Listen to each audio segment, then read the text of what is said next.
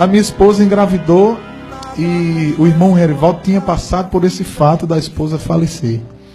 E eu já estava meio que traumatizado, né, com a situação. E quando minha esposa engravidou, eu procurei dar aquela atenção maior. Estava pagando um plano de saúde já há uns 2 anos atrás para ela, quando o bebê nascesse, ter um lugar, um conforto.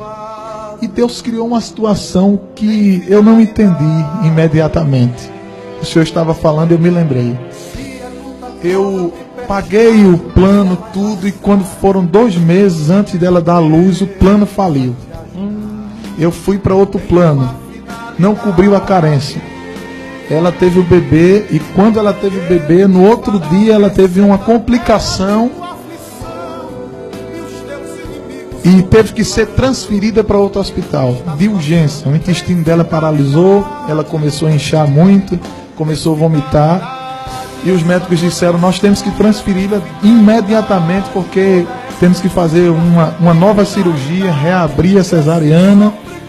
E eu fiquei perguntando a Deus, por que aquilo tudo? Como o Senhor falou, eu fiz tudo certo e deu errado. Eu dizia, Deus, por que isso aqui, Senhor? Eu estou sem entender.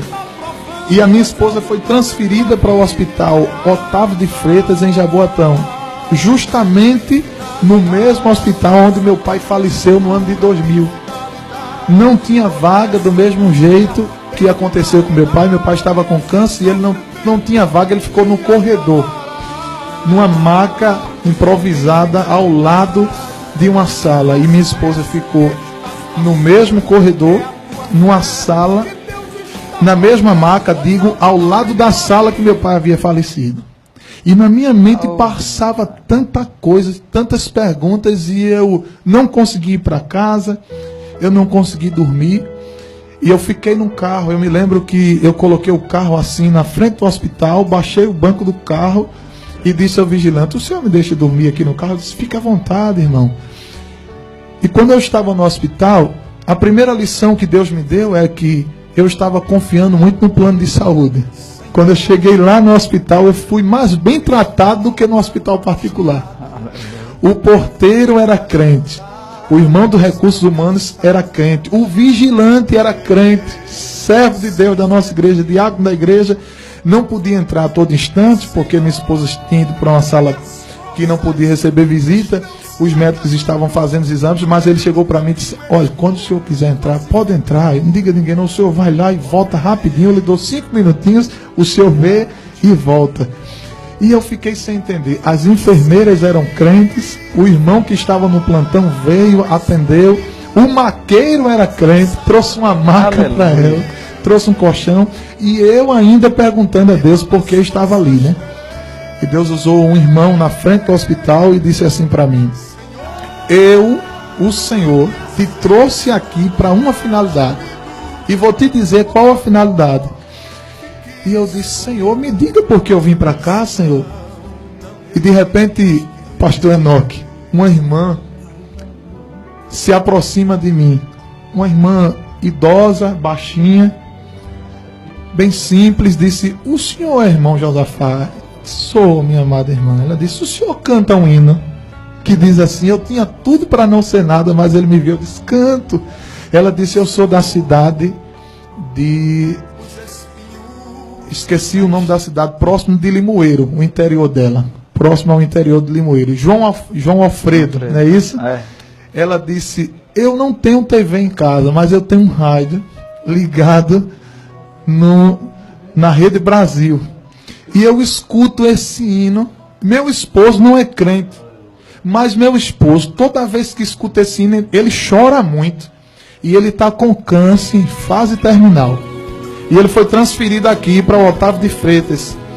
E ele chegou para mim e disse assim, minha velha, se um dia eu encontrasse com esse rapaz, esse homem que canta esse hino aí, se ele me falasse de Jesus, eu ia ser crente. Aleluia. Aí ela disse, irmãos, eu fui para o terreno de casa e fiz uma oração. Olhei para o céu e disse assim, Deus, eu não sei o nome desse irmão, eu não sei onde ele mora, eu não sei o que fazer para encontrar com ele, mas se tu és Deus e tu tens um projeto na vida do meu marido, Senhor. Se for para meu marido ser salvo, marca um encontro, Senhor, para ele encontrar com esse homem e ele falar de Jesus para ele. Pastor Enoque, o plano de saúde faliu. Minha esposa foi transferida, o intestino paralisou, houve uma complicação e eu saí de uma clínica particular para o Hospital Otávio de Freitas, no mesmo lugar onde meu pai tinha falecido, para encontrar com esse homem. Fui lá junto dele. Glória. Aleluia. E eu disse assim para ele: o senhor já ouviu um hino assim? Cuidando de ovelhas entre os matagais. E a lágrima dele começou a descer. Ele começou a chorar. E ele não estava mais falando perfeitamente. Estava com oxigênio. Mas eu botei a mão na cabeça dele. Ele estava bem debilitado. E eu disse assim: o senhor quer ser crente? Servir ao mesmo Deus que eu sirvo? E ele balançou a cabeça, dizendo que queria. E algumas pessoas estavam ao redor. E eu coloquei a mão na cabeça dele, fiz uma oração bem baixinho. Depois cantei esse hino e saí. Aquela irmã me deu um abraço. E eu senti a presença de Jesus ali. E ela disse assim: irmão, agora meu marido pode ir embora, porque Jesus já salvou. Glória. Deixa eu lhe dizer uma coisa. A minha esposa estava lá para fazer uma nova cirurgia. No outro dia, Deus estendeu as mãos e ela não foi cirurgia. Aleluia. O intestino voltou para o lugar, não precisou fazer cirurgia. E naquele mesmo dia, Jesus guardou aquele rapaz. Eu posso fazer uma colocação? Glória. Aleluia. Você tinha um plano. Não era um plano? Um projeto. Um projeto. E tinha um plano de saúde. Não é? Deus tinha uma realização. O Senhor tinha só o plano. Deus tem a realização. Aleluia. Aleluia. Oh, glória. Aleluia. Aleluia. Aleluia. Aleluia. Aleluia. Aleluia. Aleluia. Aleluia. Aleluia. Grande, grande é o Senhor. Grande é o Senhor. Grande é o Senhor. Grande é o Senhor. Grande é o Senhor. Não tem preço, não tem preço, não tem preço, não tem preço. É Deus puro. É como até os irmãos gostam de falar no círculo de oração. É Deus sem mistura. É. Que às vezes nós vemos algo ali, um fogo estranho, não é? Mas é. Glória. Aleluia. Glória. Deus Glória faz. a Deus. É por isso que nós adoramos. Porque Ele tem, Ele pode, Ele faz, Ele opera como e quando Ele quer. E o hospital ficou, ou melhor, os que estavam lá ficaram impactados pelo poder. Muita gente, uma senhora que estava na frente. Se eu sou afastada também, eu disse: volto para Jesus.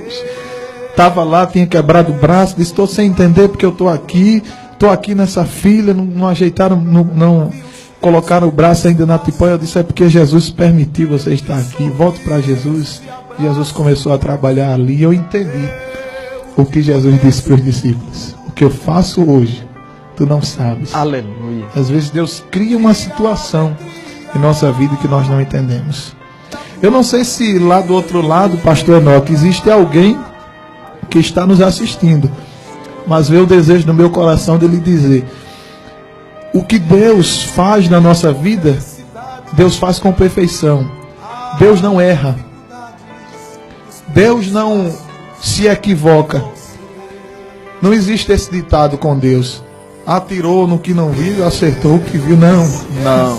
Deus trabalha certo. Um certo cidadão encontrou-se comigo no meio do caminho e disse: não, Deus escreve torto em linhas certo em linhas tortas. Eu disse: isso é mentira, meu amigo. Apruma a linha. Deus apruma a linha e escreve em cima dela. Deus faz tudo perfeito. Oh, glória. O que está acontecendo na sua vida é uma perfeição de Deus. É um trabalhar de Deus. Deus criou tudo isso para uma grande finalidade, um grande objetivo. Não abra mão de Deus em hipótese nenhuma por causa dessa situação, porque Deus está no controle da situação. O nosso Deus, ele é tão grande que no meio da tormenta ele consegue fazer um caminho. Aleluia. No meio das crises, Ele consegue fazer um plano. E na sua vida não vai ser diferente. Você que está nos assistindo nesta madrugada, nesse início de madrugada, Deus está falando com você. Está dizendo, tudo tem uma finalidade, um propósito para você. Aleluia. Isso é para tomar posse. Esse bloco nós estaremos orando.